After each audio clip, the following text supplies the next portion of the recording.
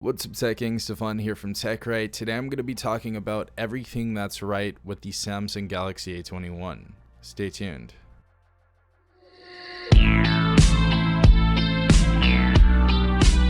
Alright everyone, so this is a new series I'm starting.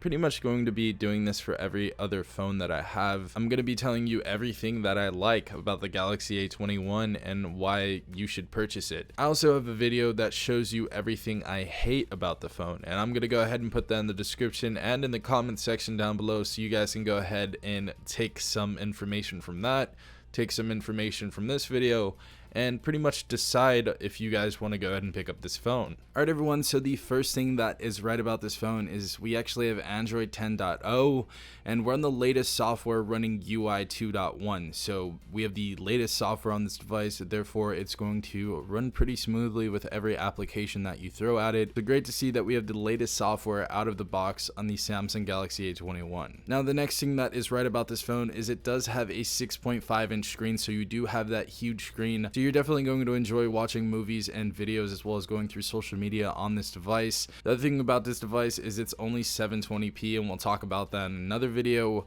But 720p still gets the job done at 6.5 inches, and it's a pretty bright and decent contrast screen. The next thing that's right about the Galaxy A21 is that it's only $39.99 for port-in participants.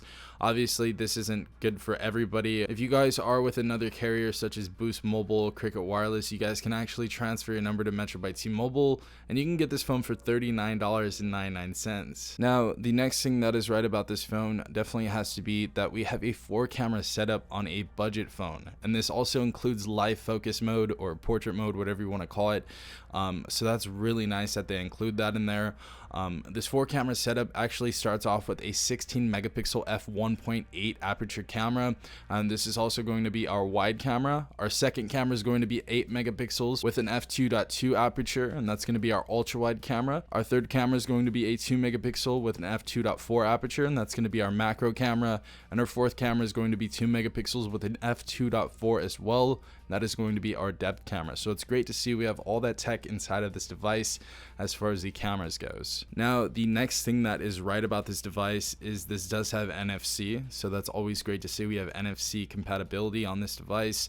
So all you have to do at checkout, if you guys are, at a kiosk that does support NFC, just hold your phone to the chip and you can pay for things with Google Play. You can also send pictures with NFC as well, send videos and different things like that. Obviously, you guys know what NFC is, but it's great that this device has it. The other great thing about this device is we do have Dolby Atmos, so we have some sort of surround sound or enhanced listening experience with the Galaxy A21.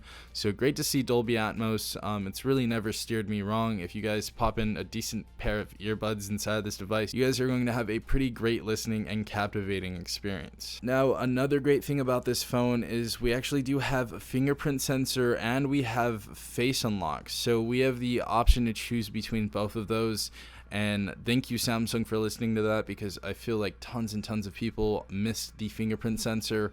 Now, the only thing that I have a problem with is that it's not in the screen. Obviously, you don't get everything you wish for, especially when it comes to a budget phone, but it's still cool that they gave us the option to choose between fingerprint sensor and Face ID. So really cool. Now, the last thing that they did right with this phone is it is well optimized, especially when gaming on this device. I've thrown Call of Duty at this, I've thrown PUBG at this, I've thrown Mortal Kombat at this, all these high graphic intensive games, and they run very well on this device. So huge shout out to Samsung for creating these devices that can run these very graphic intensive games at a cheap price. But yeah guys, those are everything that I found right about the Galaxy A21. I may have missed a few things. If there's anything that you love about the Galaxy A21, put it in the comment section down below and obviously bring that to light. What are your favorite features? What are the favorite parts about the phone? How is gaming experience so far for you? Definitely put those in the comment section down below. Also, if you guys want to see everything that's wrong about this phone, that video is in the comment section. It's linked as the first comment down below, as well as up in the description if you guys want to go and check that out. So definitely go and check that out. If you guys did enjoy this video, please leave a like down below as well as subscribing if you are not part of the Tech Gang already. Also, hit the notification bell if you guys want to be notified every time I do upload a new video. This has been Stefan from TechRight. Peace out, Tech Gang.